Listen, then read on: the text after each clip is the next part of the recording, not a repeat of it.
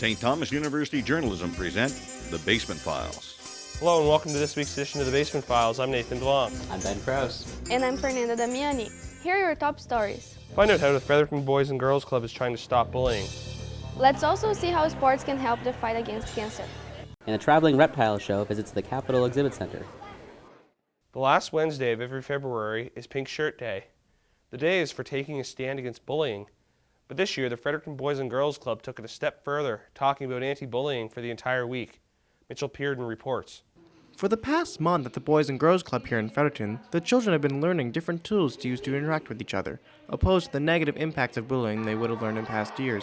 Each week leading up to Pink Shirt Day, the kids have learned different lessons on positivity, compassion, gratitude, and kindness as well. Lisa Roy, the Director of Program Services, and Amanda Adet, the Program Manager at the Boys and Girls Club, have seen the kids grow from the things they've been learning.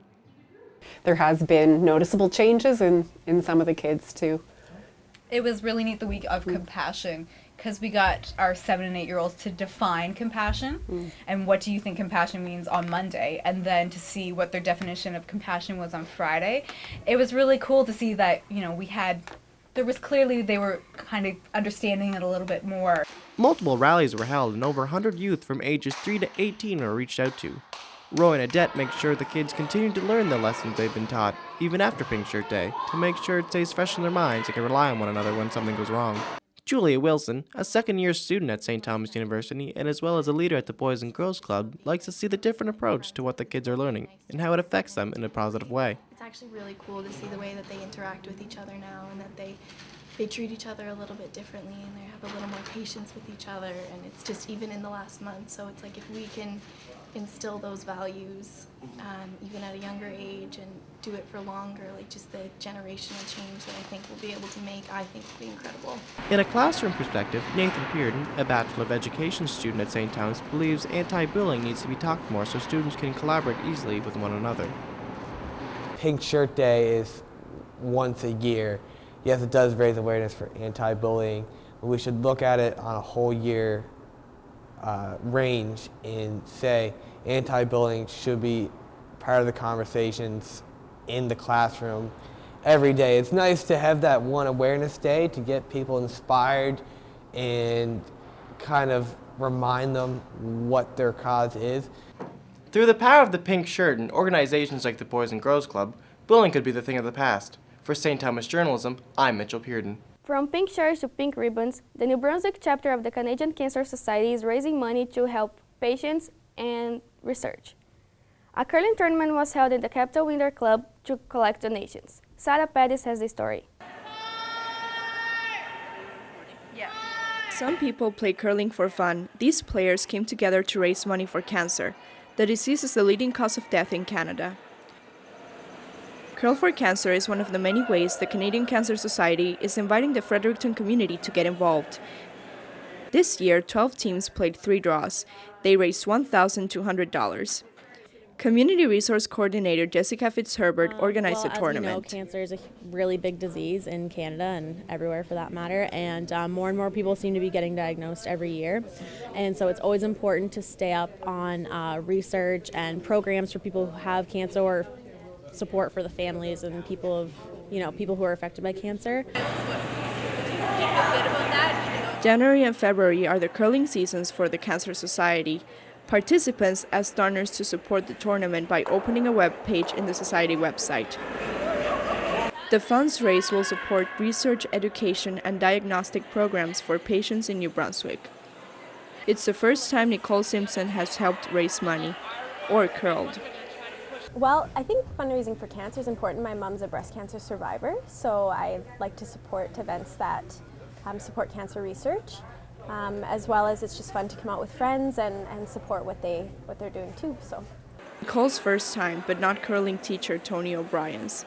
She's taken part of the society event for years. So many people are touched by cancer, me included, and the money is doing good work. We still haven't found the answer, but it's doing good work. I know I have family members who are alive today because of research, so that's why I feel it's important. The Canadian Cancer Society will invite people to curl in cities all across New Brunswick, including St. John, Moncton, and Bathurst. The society has funded $44 million in research support. For St. Thomas Journalism, I'm Sarah Perez. The RCMP is investigating a suspicious death outside Fredericton. Police were called to a house in Keswick Ridge at 5:30 a.m. February 26th. The body of a 34-year-old man was found inside. A 30-year-old man has been arrested in connection to the case. Charges are pending. Please check local news media for updates on this developing story. One of Fredericton's oldest churches just got a little bit older. St. Anne's Chapel of Ease is celebrating 170 years of service. Chris Robinson reports. You've probably seen this place. On the corner of Westmoreland and George Street sits St. Anne's Chapel of Ease. Built in 1846, the church has served many Fredericton residents with a place to worship and pray. After 170 years, the chapel is still standing strong. Inside the chapel, you will find ornate stonework, detailed butternut woodwork, and beautiful tile floors. The building hasn't had one renovation in its entire 170-year existence. Reverend Wandalyn Snellgrove, St. Anne's new rector, is enjoying her new job. I enjoy the people that I work for. I enjoy the parishioners, and I also enjoy the people that walk through the door from the outside. You never know who it's going to be.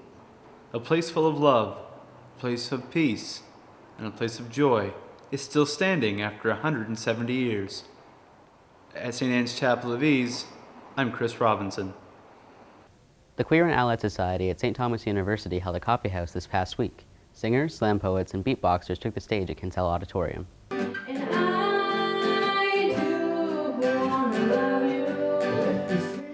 The show brought in a nice crowd, but it didn't go off without a hitch. There were no mic stands in sight, and audience members had to volunteer to hold microphones during performances. The show went on despite the inconvenience. If I had to dedicate my performance, I'd probably give it to my two best friends, Michael and Jack. Performers dedicated their sets to important people in their lives. Talents range from singing, to beatboxing, to slam poetry. Yelling! Angry! The Scotiabank in Chipman is closing its door in October, and it's gonna merge with the one in Minto. Residents are not happy. In Fredericton, the branch on Smythe and Elm Street will be closing in September. They'll be merging with the location in Kings Place. Critters and crocodiles made their own way to Fredericton. A reptile show with 30 other animals was held in the Fredericton Exhibit Center. Sherry Han has the story. In the end of February, the Little Race Reptile Zoo came to Fredericton for the third time. Little Race is in Ottawa, but it has a traveling interactive exhibit. This year, it features 18 animals available for the public to pet and park, including an albino Bernese peasant, lizard, ferret, Bernie, and a kangaroo. And 12 you couldn't touch: a rattlesnake, chameleon, frog, and tarantula. However, wildlife educator Dawson Watson says they have many more animals. There's literally hundreds of animals that will not come out when people are around. So we only interact with them at the zoo, just zookeepers, because those animals either show signs of stress or just discomfort when they're around other people. So we don't make those animals interact with people that they wouldn't feel comfortable with. Little Race staff give presentations to promote understanding and respect for the animals while being educational and fun. Many parents like Neela Brandley brought their children. Oh, I love it. I think it's a great opportunity for the kids to interact with animals that they wouldn't necessarily get to, and then they won't be afraid of them. More than 2,000 people came through the door, the biggest crowd ever. But Watson said money is not important. And the important thing to us is people come out and are able to get an education and to learn about these animals. The money's not important. Yeah, we need the money to feed the animals and care and maintain all the animals, but that's not the most important part to us. The most important part is people are having fun. And if people are having fun, then they'll keep coming. So.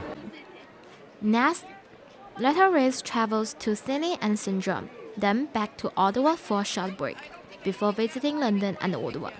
For Stu Journalism, I'm Sherry Han. That's our show for this week. Make sure you visit the Stoops Files website for more. From everyone at the Basement Files, thanks for watching.